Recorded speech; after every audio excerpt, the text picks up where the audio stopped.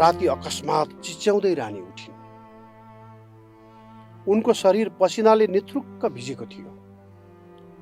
Bed टेबुलमा राखिएको जारको पानी गिलासमा भर्दै सासै नफेरी लगातार 2 गिलास स्वात्तै पिइन् उनले। रानीको चिच्याहाटबाट बिउजिएका राजा के भयो, तिमीलाई के भयो भन्दै थिए। 2 गिलास पानी तनातन पिएपछि अनुहारको पसिना पुस्दै महारानीले भनिन्, धेरै डरलाग्दो सपना देखे। हामी दुईको विवाह हुँदै रहेछ।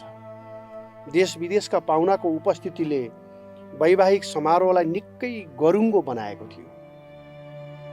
उकाली ओरालीहरूमा, भन्ज्याङ अनि चौतारीहरूमा जहाँ जहाँ जान्छौ तिमी पाइला बनी म पछ्याइरहन्छु भन्ने गीतको धुन बजिरहेको थियो। मेरो सिउँदोमा सिन्दुर भर्ने बेला भयो। पण्डितजीले मन्त्रोच्चारण गरेपछि शुभ लग्न भएको घोषणा गरे। सुनको बट्टाबाट सिन्दुर निकाली मेरो सिउँदो भर्न सरकार उठी बक्सेको मात्र थियो। लामो लामो सिङ भएका 2 डरलाग्दा राँगाहरू मण्डपमै आए र हामी दुवैलाई सिङले हानेर लछार पछार पार्न थाल्यो। म आत्तिएर बिउजिएँ। कस्तो भयानक दृश्य।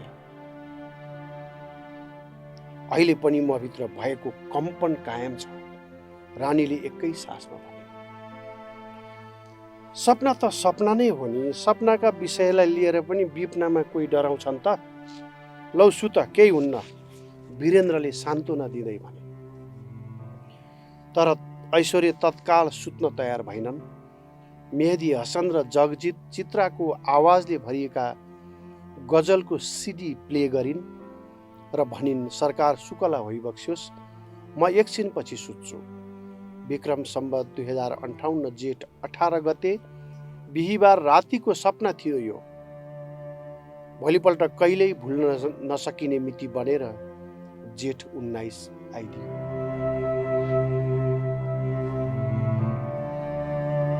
विक्रम सम्वत 2058 को वैशाख महिना रातको 9 बजे युवराज दिपेन्द्रको खोपीमा दिव्याको प्रवेश भयो। सातामा एकाध पटक उनी त्यहाँ रात परेपछि प्रकट हुन्थिन् र बिहान 6 बज्नु अघि नै बाहिरिन्थिन्। अङ्गरक्षक राजुको साथमा नारायणी राजदरबार प्रवेश गरेकी दिव्या अन्य दिनभन्दा त्यस दिन अलिक बढी गम्भीर र चिन्तित मुद्रामा देखिन्थिन्। बेडरुम सँगै रहेको बैठक कक्षमा दिव्याको प्रवेश हुँदा दिपेन्द्र मदिरापान गर्दै थिए। निर्धक्क पिइरहेका युवराजलाई देख्ने बित्तिकै दिव्याले भने, oh you are having drinks, what is going to happening, do you know? मदिराको गिलास हातमा लिँदै दिपेन्द्र उठे र मुस्कुराउँदै दिव्या भएतिर बढे। बायाँ हातमा व्हिस्कीको गिलास लिएका उनले दायाँ हात दिव्याको घाँटीमा बेर्दै भने, don't worry darling, that is going to happen what I want. No, तिमीले कहिल्यै नसोचेको कुरा हुँदैछ। तिमीलाई राजा बन्नबाट वञ्चित गरिँदैछ, दिव्याले भने। हा हा हा हा हा, रावण हाँसो हाँसे दिपेन्द्र दिव्याको कुरा सुनेपछि। कुल डाउन डार्लिङ, के सुन्यौ तिमीले र आज यति धेरै सिरियस देखिँदैछौ?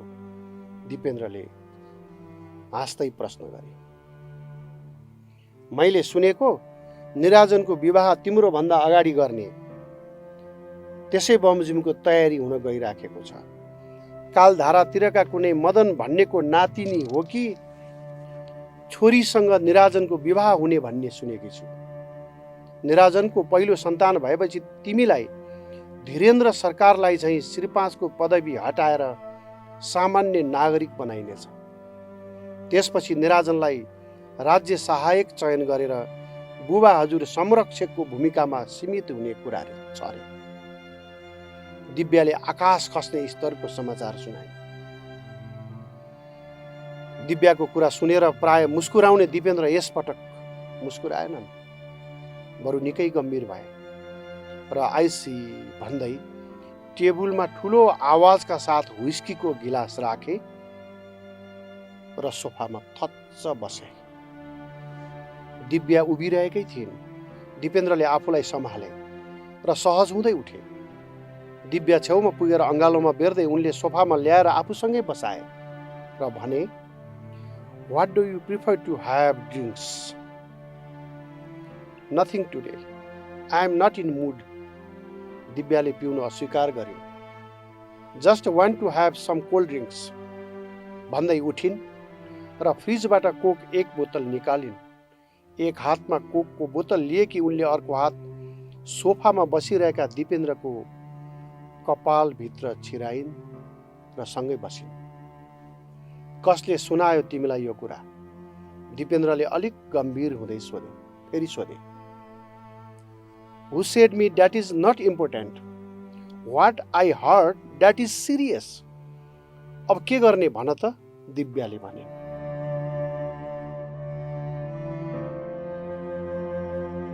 "जे सुन्यौ त्यो असम्भव छ डार्लिङ।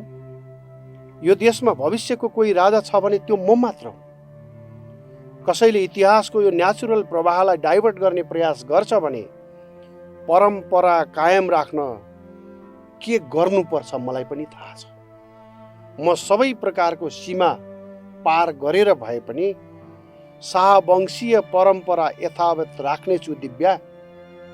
यसमा तिमीले कुनै चिन्ता लिनु पर्दैन।" दिपेन्द्रले दिव्यालाई आश्वस्त पार्दै भने। "के गर्छौ अब? निराजनको विवाह रोक्छौ?" दिव्याले जिज्ञासा राखिन्। दिव्याको सिल्की कपालभित्र हातका औँलाहरू नचाउँदै दिपेन्द्रले भने, "म जे पनि गर्न सक्छु प्रिय। पहिलो कुरा तिमीले सुनेको सही हो या गलत, म त्यो पत्ता लगाउनेछु। यदि सही निस्कियो भने म कुनै पनि कदम चाल्न तयार छु। म यो देशको राजा बन्नका लागि जन्मिएको हुँ। मेरो यो स्वाभाविक यात्रामा बाधक बन्ने जो कोहीलाई पनि म बाँकी राख्ने छैन। गिलासमा व्हिस्की थप्दै उनले दिव्याको चिउँडो समाते र आफूतिर उनको अनुहार फर्काउँदै भने, after Birendra there will be king who is only Dipendra. तर तिमी पनि आफूले सुनेको कुरा कति सही हो भन्ने विषयमा वास्तविकता बुझ्दै गर, म पनि हेर्छु। यस्तै संवादबीच यी दुईले करिब 1 घण्टा बैठक कक्षमा बिताए र त्यसपछि शयन कक्षमा प्रवेश गरे। भोलिपल्ट बिहान 6 बज्दा दिव्या नारायण हिटी राजदरबारमा थिइनन्, किनभने बिहान 6 बज्नु अघि नै उनी दरबारबाट बाहिरिन्थे।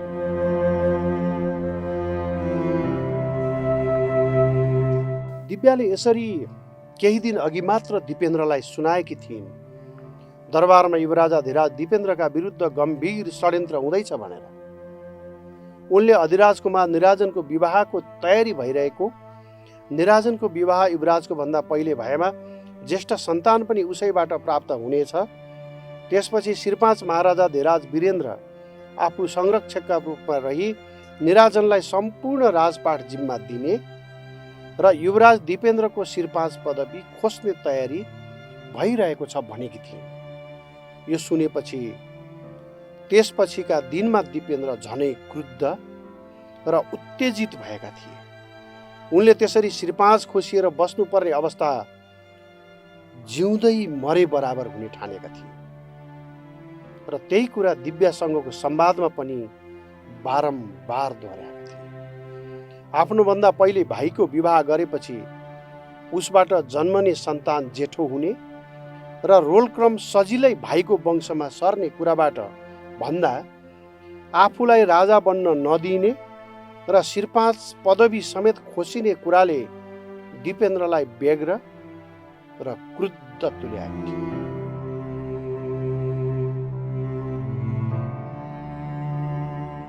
दिव्याले दिपेन्द्रलाई सुनाएको कुरा 100% गलत पनि थिएन। काठमाडौँ कालधारा निवासी जनरल मदनकी छोरीसँग अधिराज कुमार निराजनको विवाहको कुरा केही दिन अघिदेखि नै चलिरहेको थियो। जेठ 27 गते विवाह सम्बन्धी कुरो टुङ्गो गर्ने निधो राजा रानीले समेत गरिसकेका थिए। यदि जेठ 19 गते दुःखद घटना नभएको भए त्यसको ठिक 1 सातापछि निराजनको दाम्पत्य जीवनको टुङ्गो लाग्ने निश्चित प्राय थियो।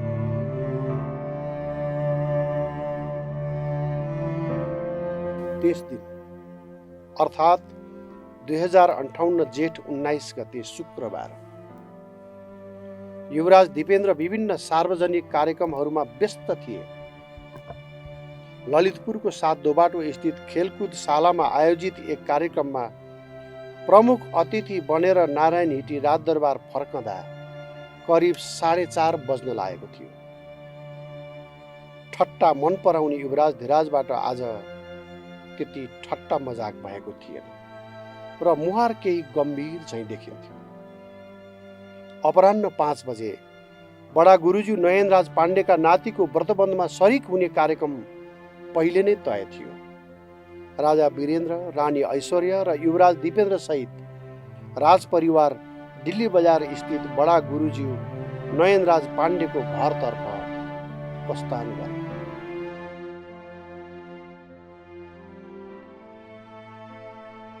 नयनराज पाण्डेको घरमा रमाइलो वातावरण थियो। राजपरिवारको उपस्थितिले त्यहाँको वातावरण रौनकमय बनाइरहेको थियो। कुरै कुरामा बडा गुरुज्यूले युवराज दिपेन्द्रको विवाहको कुरा कोट्याए। दिव्यासँग विवाह गर्न नमिल्ने कुरा त्यहाँ पनि भयो।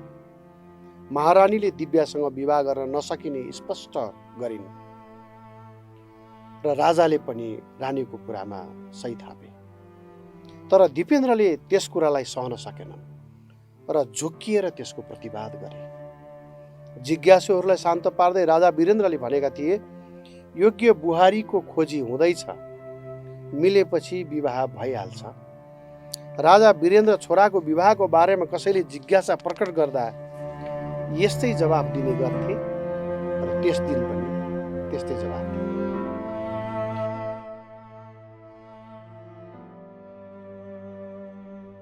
बुवाको मुखबाट त्यस्ता कुरा सुन्दा अरू दिन मुसु मुसु हाँसेर सुनिरहने दिपेन्द्रले सबैका अघिल्तिर त्यस दिन प्रतिवाद गर्दै भने, no, it is already finalised, it's my right. दिपेन्द्रको कुरा सुनेर राजाको मुहारको रङ बदल्यो। केही बोल्नै सकेनन्।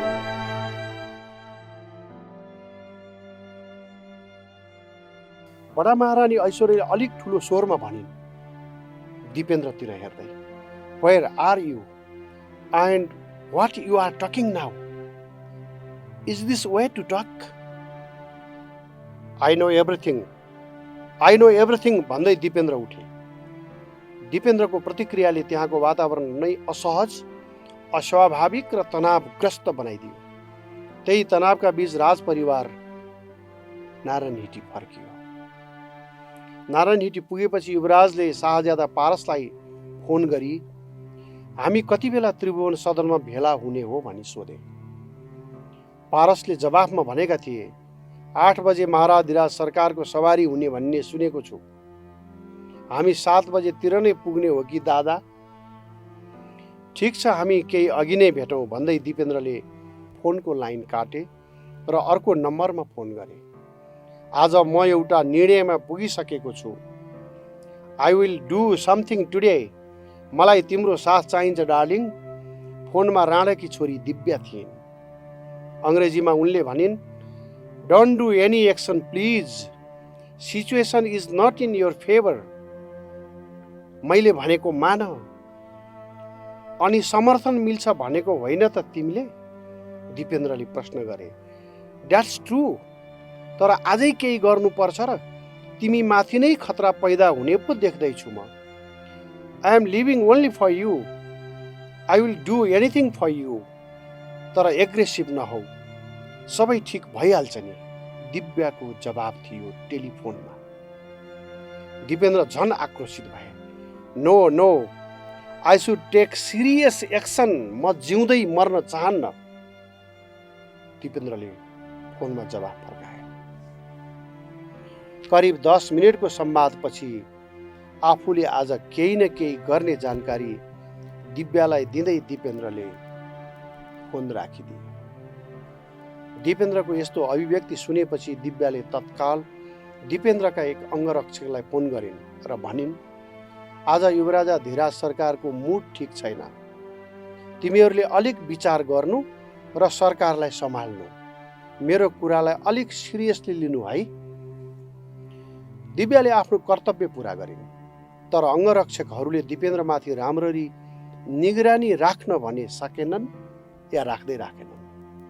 मानौ दिव्याले त्यत्तिकै भनिदिएकी थिइन्, जसका कुरामाथि ध्यान दिइराख्नु पर्दैन। राणाकी छोरीसँग दिपेन्द्र निकै नजिक भइसकेका थिए। उनी दिव्यालाई छोड्न सक्ने अवस्थामा थिएनन्। दिव्या कान्छी हुन चाहदिनथिन्। म कान्छी बन्न चाहन्न, दिव्याले कैयौं पटक यो वाक्य दोहोर्याएकी थिए। उता दिपेन्द्रमाथि प्रियाको पनि त्यत्तिकै दबाब थियो। प्रियाको नाम आफ्नो पाखुरामा ट्याटु बनाएका दिपेन्द्रका निम्ति प्रियालाई परित्याग गर्नु अनेकौं कारणले मुस्किल थियो। पहिलो कारण बाल्यकालदेखिकी प्रेमिका प्रियालाई परित्याग गर्ने उनको आफ्नो इच्छै थिएन।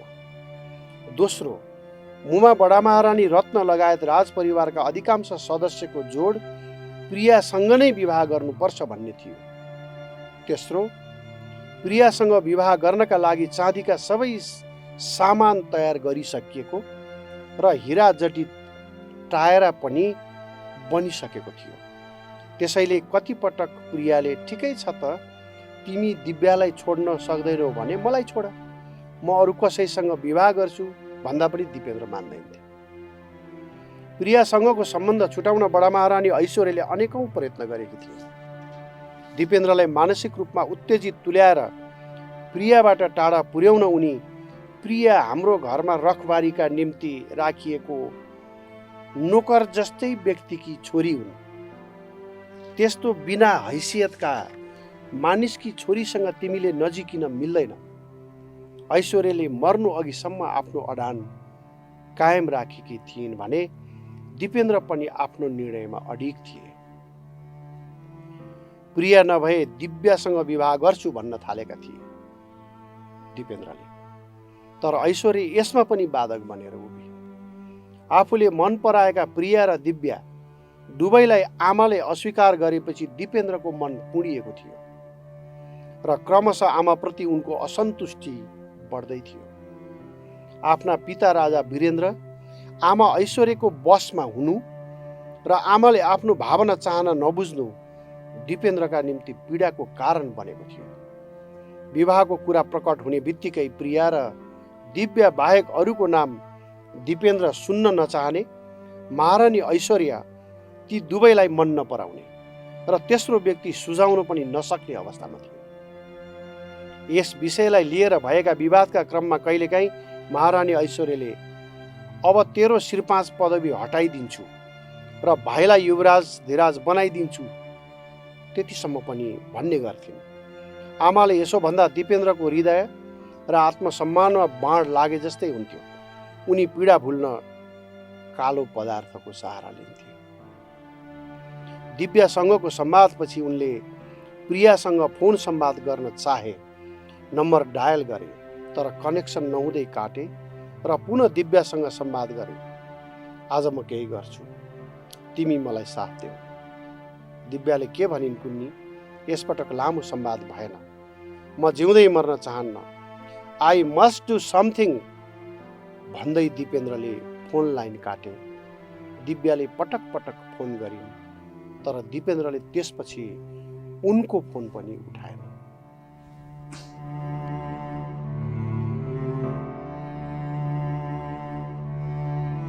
कान्छा सुपुत्र निराजनप्रति बडा महारानी ऐश्वर्यको विशेष स्नेह थियो र उनलाई निराजन भएपछि अरू कोही कसैको दरकार पनि पर्दैन थियो। उता राजा वीरेन्द्रको भने सुपुत्री श्रुतिप्रति विशेष लगाव थियो। छोरीका कारणले पनि हुनसक्छ वीरेन्द्र आफ्ना ज्वाइँ गोरख शमशेरलाई पनि निकै माया गर्थे। आमालाई कान्छा भाइ र बुवालाई बहिनी श्रुति भए पुग्ने रहेछ। दिपेन्द्र बारम्बार यस्तै महसुस गर्थे केही समय अगाडिदेखि।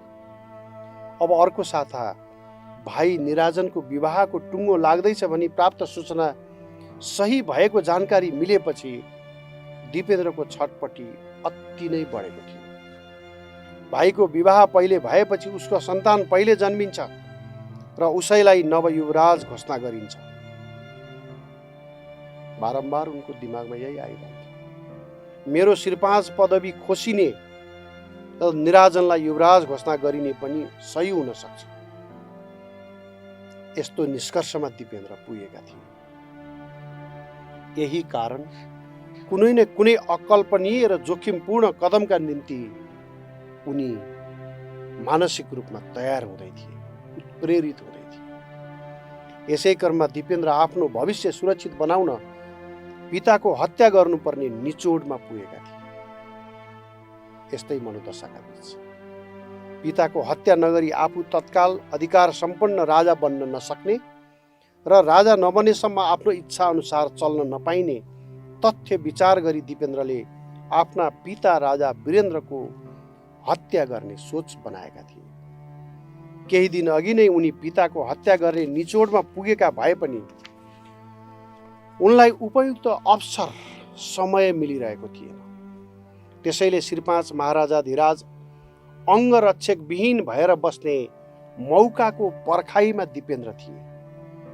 हरेक महिनाको तेस्रो शुक्रबार राजदरबारमा हुने विशेष भोज बाहेक अरू कुनै पनि समयमा राजामाथि प्रहार गर्ने अवसर पाइने उनले देखेनन्।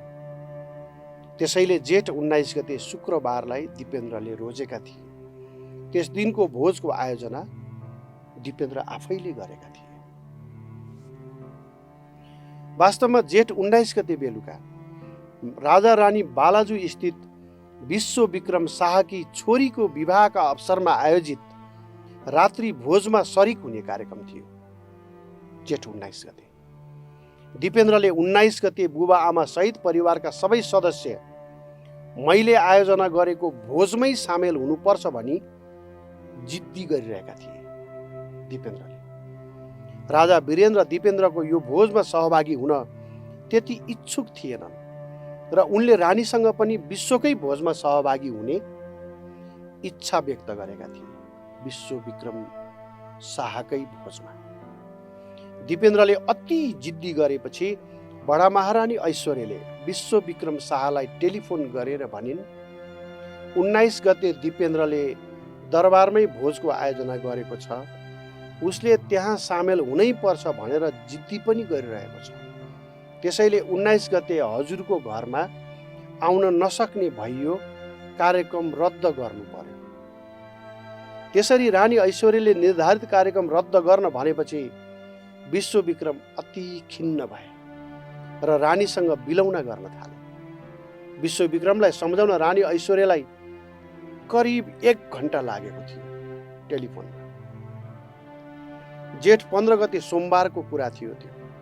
विश्व विक्रमलाई दुखी र खिन्न नभइदिन आग्रह गर्दै ऐश्वर्यले अर्को दिन आउने बाचा सहित फोन संवाद टुङ्ग्याएकी थिए। उता दिपेन्द्र आफ्नै तयारीमा थिए। दिव्यासँग त्यस साँझ पटक पटक संवाद गरे उनले।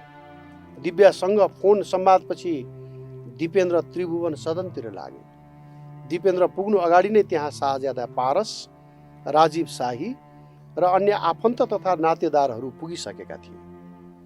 कुनै पनि समारोह जहाँ श्रीपाँच महाराजाधिराजले भाग लिइबक्सन्छ त्यहाँ सबै अतिथिहरू राजा पुग्नु अगावै पुगिसकेको हुनुपर्ने र समारोह स्थलबाट राजा नबाहिरिएसम्म कोही पनि बाहिरिन नपाइने नियम दरबार भित्रै पनि लागू थियो। श्रीपाँच महाराजाधिराजको सवारी राति 8:15 बजे मात्र हुने भएपछि त्यहाँ उपस्थित शाही नातेदारहरूमध्ये कोही आपसमा गफिरहेका थिए, कोही बिलियर्ड कोठामा बिलियर्ड खेल्दै थिए भने दिपेन्द्र चाहिँ पारस र राजीवहरूलाई साथमा राखेर पिउँदै थिए। फेमस ग्राउज मदिरा पिउँदै गर्दा राजीवले चुरोटको सुर्ती बाहिर निकाली केही कालो पदार्थ हातमा मल्दै पुनः चुरोटको खोलमा भरे र दिपेन्द्रलाई दिए। उनले सल्काए, बाक्लो धुवा सिलिङतिर उडाए। 6 स्न्याप तानेपछि दिपेन्द्रले पारसतिर हात बढाए। मुड छैन दादा भन्दै पारसले चुरोट पिउन अस्वीकार गरे। त्यसपछि फेमस ग्राउजको तेस्रो पेगसँगै दिपेन्द्रले चरेस भरिएको चुरोट पनि सिद्ध्याए। घडीले 8:15 बजाएको थियो। श्रीपाँच महाराजाधिराज प्रसन्न मुद्रामा त्रिभुवन सदनमा प्रवेश भइबक्स्यो। त्यहाँ उपस्थित सबैले राजाको अगाडि पुगेर प्रणाम गरे, तर दिपेन्द्रले आफ्नो ठाउँ छोडेनन्। उनी जहाँ बसेका थिए त्यही बसे, छड्के आँखाले पिताको आगमन भएतिर हेरे र चुपचाप बसिरहे। त्यसको एकैछिनपछि उनी घरि भुइँमै सुत्ने र घरि उठ्ने गर्न थाले। शाहज्यादा पारसले दिपेन्द्रको छेउमै उभिएर महाराधिराजलाई प्रणाम गरेका थिए। राजाको सवारीपछि दिपेन्द्रले फेमस ग्राउजको अर्को पेग हातमा लिएर त्यहाँ ठुल्ठुलो स्वरमा, त्यो पनि नसाले लट्ठिएको लवजमा बोल्न थाले। दिपेन्द्रको हाउभाउ हेर्दा उनले होस गुमाउन खोजेको भान हुन्थ्यो, तर दिपेन्द्र पिता राजालाई वास्तवमा छल्न चाहन्थे। राजाको आदेश नभई बाहिर निस्कनै नपाउने नियम भएकोले दिपेन्द्रबाट बाहिर निस्कनकै लागि मदिराले लट्ठ्याएको अभिनय भएको त्यहाँ उपस्थितले पनि सुईको पाउन सकेन, अनुमान पनि गर्न सकेन। राजाको इच्छापछि पारस शाह, गोरख शमशेर, राजीव शाही लगायतले दिपेन्द्रलाई सम्हाल्दै उनको शयन कक्षमा पुर्याए र त्रिभुवन सदनमा फर्किए। दिपेन्द्रलाई उनको शयन कक्षको भुइँखाटमा सुताउने क्रममा दिपेन्द्रले भिरेको पेस्तोल निकाल्ने प्रयास पनि भएको थियो, तर अनेकौं प्रयास गर्दा पनि दिपेन्द्रले पेस्तोल निकाल्न दिएनन्, जुन पेस्तोल दिपेन्द्रको कम्मरमा थियो। त्यसपछि जस्तो अवस्थामा थिए त्यस्तैमा सुताएर पारस, गोरख र राजीव शाही दिपेन्द्रको शयन कक्षबाट फर्किएका थिए। फर्कँदै गर्दा सधैँ दिपेन्द्रको दराजमा रहने गरेको M16 राइफल बाहिर टेबुलमै सुताइएको देखेर पारस छक्क परेका थिए, तर उनले उक्त हतियार दराजमा थन्काइदिने काम भने गरेनन्। त्यसो त आवश्यक पनि थिएन, सधैँ यस्तो दृश्य देखिँदै आएको। राजा महेन्द्रका पालामा हतियार सम्बन्धी एउटा विशेष नियम बनाइएको थियो। दिनको समयमा राजपरिवारका सदस्यहरू जो कसैले हतियार प्रयोग गरे पनि रात पर्नु अघि सो हतियार कोतमा लगेर राख्नुपर्ने अनिवार्य नियम राजा महेन्द्रले बनाएका थिए। राजा वीरेन्द्रले उक्त परम्परालाई निरन्तरता दिन सकेनन् या खोजेनन् या आवश्यक ठानेनन्। वीरेन्द्रको कमजोरीकै कारण दिपेन्द्रले आफैसँग हतियार राख्ने छुट पाएका थिए। एक बोतल व्हिस्की सजिलै पिउन र पचाउन सक्ने दिपेन्द्रलाई त्यस दिन नसाले झुम बनाएको देखेर त्यहाँ उपस्थित सबै छक्क परेका थिए। धेरैले मदिरा र कालो पदार्थ एकैपटक सेवन गरेकोले बढी नशा लागेको हुन सक्ने अनुमान पनि गरेका थिए, तर दिपेन्द्रलाई वास्तवमा धेरै नशा लागेकै थियो। शयन कक्षमा छोडेर आएको 25 मिनेट बित्दा नबित्दै उनी त्रिभुवन सदनमा फर्किए। फर्कँदा उनको पोसाक बदलिएको थियो। सेनाको पृथुलाधीश रहेका उनी साना ठुला गरी 4वटा हतियार सहित सेनाकै पोसाकमा सदनभित्र प्रवेश गरे, जहाँ भोज भइरहेको थियो। भोज भइरहेको कोठाको ढोकाभित्र प्रवेश गर्नै लाग्दा रवि शमशेर राणाले ओहो बुबाज्यूलाई करिश्मा देखाउने हो कि के हो भनेर जिस्काएका थिए, तर दिपेन्द्र केही बोलेनन्। रवि शमशेरलाई कुनै जवाफ फर्काएनन्। डस्नु अघिको सर्पको गतिमा उनी त्रिभुवन सदनभित्र प्रवेश गरे र पस्ता पस्दै उनले 2वटा गोली सिलिङतिर हाने। उपस्थित सबै त्रसित र स्तब्ध भए। त्यसपछि दिपेन्द्र सोझै आफ्ना पिता राजा वीरेन्द्र भएतिर फर्किए र धडाधड गोली प्रहार गरे।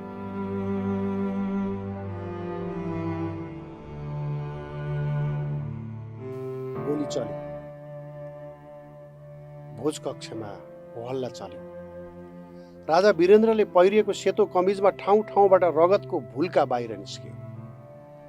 गोली हानेपछि पिस्तोल त्यही फालेर दिपेन्द्र बाहिर निस्केका थिए। घाइते राजाले सोही पिस्तोल टिपेर दिपेन्द्रलाई प्रहार गर्न चाहेका थिए, तर राजाकी बहिनी शोभा शाहीले पिस्तोल आफूले समातिन् र बाँकी गोली निकालिदिए। गोली लागेपछि कोही भाग्न थाले भने बडा महारानी ऐश्वर्य, डाक्टर राजीव शाही, राजाका बहिनी तथा ज्वाइँ र छोरी श्रुति लगायत चाहिँ राजा ढलेको ठाउँमा झुम्मिए। दिपेन्द्र हलबाट बाहिरिँदै थिए। उनको कानमा राजाको आवाज पर्यो, मलाई पेटमा पनि गोली लागेको जस्तो छ। घाइते राजा वीरेन्द्रलाई डाक्टर राजीव शाहीले आफ्नो काखमा राखेर घाँटीमा गोली लागेको ठाउँ जाँच गर्दै गर्दा राजाले आफ्नो पेटमा पनि गोली लागेको बताएका थिए। यसरी राजाको आवाज सुनेपछि दिपेन्द्रलाई लाग्यो कि मरेका रहेनछन्। बाहिर निस्किसकेका दिपेन्द्र फेरि भित्र पसे र सिलिङतिर गोली हान्दै फेरि राजा भएतिर अघि बढे।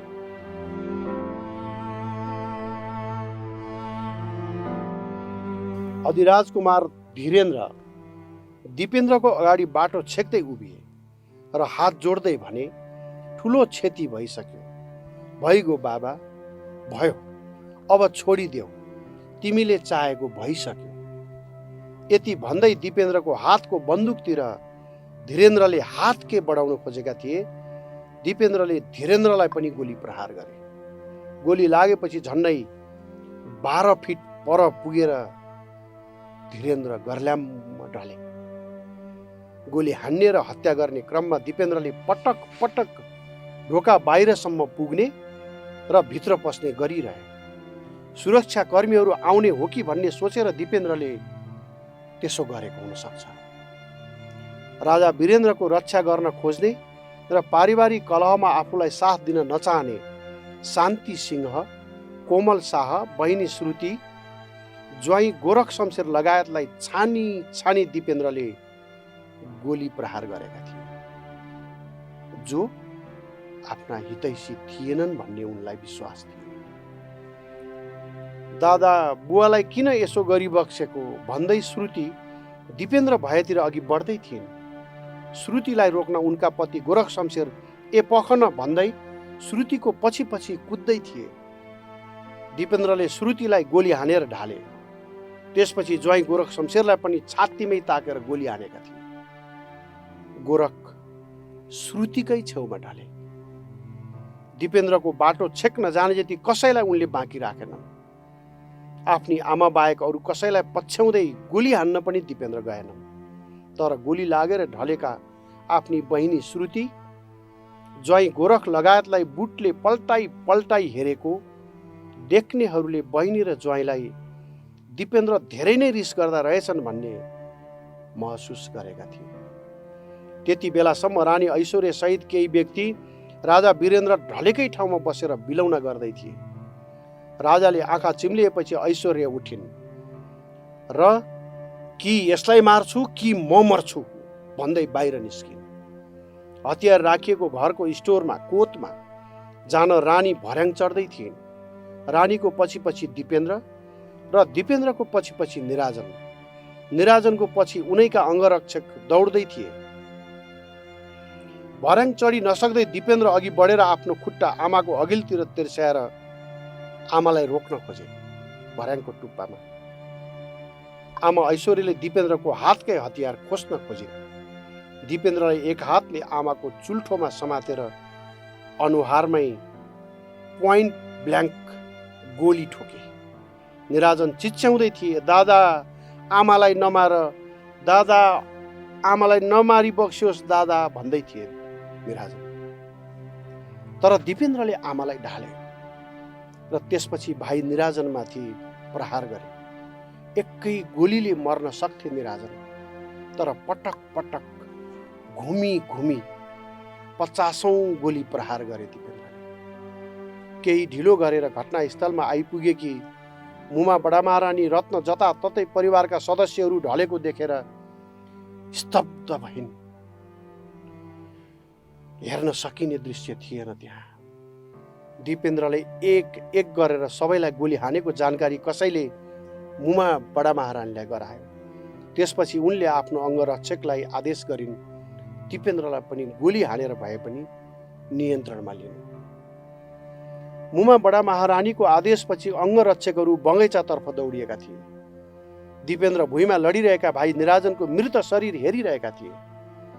ओहो, कति डरलाग्दा आँखा थिए दिपेन्द्रका, देख्नेहरूको भनाइअनुसार। दानवी स्वरूपमा प्रकट भएका उनको अनुहार त्यतिखेर साँच्चै महिषासुरको जस्तो देखिएको थियो। मुमा बडा महारानी रत्नले आदेश दिएकी भए पनि अङ्गरक्षकले दिपेन्द्रमाथि गोली प्रहार गर्ने हिम्मत गरेन। केही दूरीमा यता र उता के गर्ने र कसो गर्ने भन्ने थाहा नभएर दौडधुप गरिरहेका थिए अङ्गरक्षकहरू, सुरक्षाकर्मीहरू। दिपेन्द्रको अनुहार राम्रोसँग पढ्न सकिने उज्यालो त्यहाँ थिएन। अचानक बायाँ हातमा भएको पिस्तोल उनले आफ्नो कञ्चटमा टाँसे र ट्रिगर दबाए। गोली चल्ने बित्तिकै उनको हातले फालेको पिस्तोल पोखरीमा गएर खस्यो।